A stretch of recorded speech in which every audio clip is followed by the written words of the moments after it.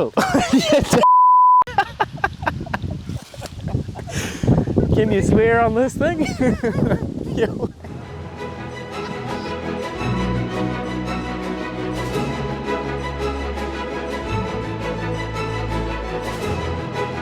it was probably 76 that I first started taking one or two, I had a draft of 5 yearlings. I started with 5 yearlings. A couple at Trentham. Trentham was great fun because, as I said, it was on the race course. It was a really good atmosphere. People would go to, and there was a race meeting developed around it, and very popular, the Telegraph and the Wellington Cup, and so international visitors would come, and of course we all went back to Wellington, which there was nowhere else to go, and which meant you were staying in the same hotel, same accommodation, so you all mixed, and we had a great time. Trentham was really good fun. I think we had 8 yearlings in the first Karaka sale. It wasn't a very good experience for us. We had a God's Walk, which we thought would sell very well, and I remember a bloke coming round and looking at it and said, oh, there was something wrong with its feet. Well, I couldn't see anything wrong with its feet, so I said, well, we'll get it fixed. So we got a blacksmith, and he said, well, there's nothing I can do with its feet. He said, there's got no feet, because it was pretty short and bare. So I got him back. I said, there you are. I said, the blacksmith's fixed it. He said, well, can't you see it's better? Well, we hadn't done a bloody thing to it, of course. It was exactly the same. And we bought Santine in 1984, so we'd have had his first crop for sale in 86, I think, at a guess. And they were very good looking horses, and the bulk of them were put into Waikato. The colonial breeds certainly weren't the flavour of the month, and but I know it sounds silly now, but I think he averaged about 28,000, which was actually good money in those days. And I think from memory I went home from both sales with about 700,000 or 800,000, which I couldn't believe my luck. Entertainment, it's all very well to say, you got to do it, but see, they didn't do it in Australia. It's only in recent years that at Sydney Easter you've got the odd, people doing it now, but even now it's not the same. I was at Sydney Easter last year and the year before, and you wander around, it's nothing like here, nothing like Karaka. I'd say the highlight was one year, I think we took 69 yearlings up there, and I think we sold 68 of them. Which I don't think we've done before or since, to be honest, but it was a pretty good feeling to come home knowing that you'd had that. We meet the market, because when you've got the number we have, you can't not meet the market. Sort of the last year of Trentham, I was probably still a little bit young, but there was only one pub to go to, so, the Totra. So everybody went to the Totra. So it was a hell of a lot of fun, just the things like all staying at the CIT there at Trentham, and someone setting the fire alarm off, one night there, and who came out of what rooms and whether they came out on their own or not was, it was quite interesting really as a young person. I think the big thing with Karaka and the national sale in its current form, and as it has been ever since it's been there, is the complex. Obviously that's probably the highlight, but the differing aspects, we were all together there. It was a hell of a lot of fun. The race course was right there. It was down at Trentham, and getting up there, coming up to Karaka, it's probably a bit more work-like. But in saying that, it's from day one, and for however long it may be, the complex is second to none and a great place to work, and you make your fun wherever you are. Many highlights really. I couldn't single out one. I remember myself as a young person selling a yearling for, I think it was 120,000 when I was sort of expecting 50 for it. That was a massive highlight. Obviously breaking the $1 million barrier with a horse, and was a hell of a highlight.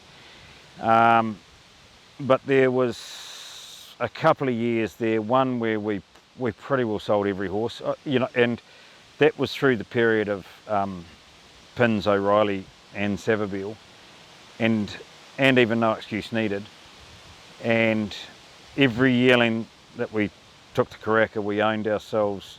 Every yearling was by a proven sire, you know. So yeah, and I think we pretty well sold everything. And look, I suppose it sort of had a little bit of a two-edged sword. Topping the sale for the first time, becoming the leading vendors, you know, was a hell of a thrill. But you know, that was at the stage where Lisa was sick and in hospital. So yeah, we were pretty proud of what we'd achieved, but it would have been great to have her there with us. And I think, you know, as a country and an industry, we should be very proud of what we produce.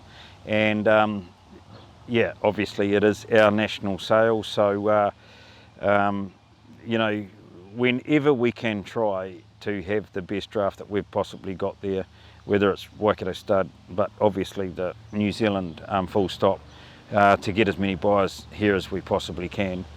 I think that's, you know, what we really should be doing. And I think this year, certainly from the Waikato stud point of view, that's what we've done. You know, and as I sort of say, you know, all of our drafts have been born here at Waikato, raised here at Waikato. We're pretty happy selling a horse for 150, 200 NZ. There's profit in that for us, and it all mounts up. And you know, from an Australian point of view, you know, 12 months later they can be in Australia and racing every Saturday for 150,000. It's a no-brainer to me. Certainly this year with the 100 year, that was a big factor in having a really good, strong draft that we're proud of, as we try every year. But certainly this year with the amount of supersess that we've got in the draft, that's a high point for us. Some lovely Savabeels. He's, you know, we all know about him. You know, the Drossens. He's people have just got to remember, he has done what he has done with absolutely limited opportunity. His 80 foals as 2-year-olds. There's only one of those gone to the track. It's unbeaten and it's a stakes winner. You know, that's all. They're all coming through. So, and you know, the likes of Novia just leaves a lovely type the whole time. So so yeah, like, I just think a really good draft. Really excited about every year of Karaka, but certainly this year been 100 years. I suppose extremely proud at the moment. 3 generations still on Waikato stud on the farm and operating it. I suppose the kids, that's not that they haven't got any choice, but they've been born and bred into it. You know, their pedigree page obviously is all the horse industry. Out of this operation, it gives us some great times and we all enjoy those as a family. So yeah, to have them coming on and hopefully meaning I don't have to do a 24-hour day, it'd be great. Hey George, here you go. That's all. No, it's not all yours. You can have a go. Righto. Beautiful. Can you swear on this thing? My first year I would have been 2003 January. I was born at the end of 2002, so yeah, coming up 23 years. And I've unfortunately I've missed one, which was when I got the opportunity to go to Ireland to the Irish National Stud through the TBA and the Taylor family. And you know, I was sitting up at night watching the sales, and that was the year Ryan Figgins, our stallion manager here, long time, been a part of the Waikato stud family, took through, and we sold the full brother to Moanga for $1 million. So yeah, no, there's not much I've missed up at Karaka in the last 20 odd years. So yeah, I absolutely love it. Getting a lot more experience under my belt and being able to play more of a, let's say, a serious role within the business and the industry. I seriously do look forward to it, and the hard work and the effort that goes in from the family and the team here at Waikato Stud and everyone else, you know, selling horses, the sales company, the buyers, the lot. Nothing that makes me more proud, and seeing them go through the ring. You know, there's 3 years from conception through to getting there for an average of 4 minutes in the ring. So yeah, the work that goes into it, I couldn't be more proud of the team here at Waikato. I would have probably been about 8 years old in and did the national weather on the news. You know, it is ridiculous, and meeting the likes of John Key and you know, now Winston Peters being seriously involved in the game, and it's so cool, just the people you get to meet, especially up there. It's being close to Auckland, you drag out some incredible names and see and get to meet some incredible people. You're a natural. Oh, I think that's from my mother, I reckon.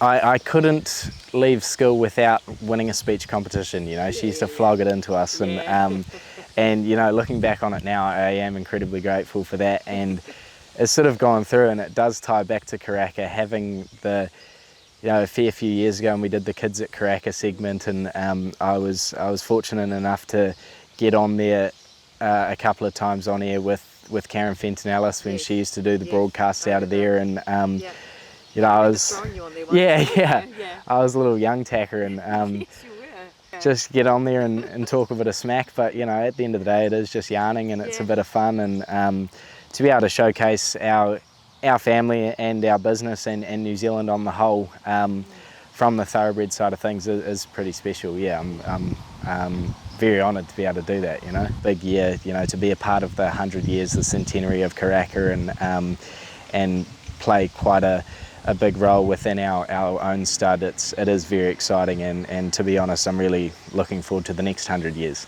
I'll roll off the seat again.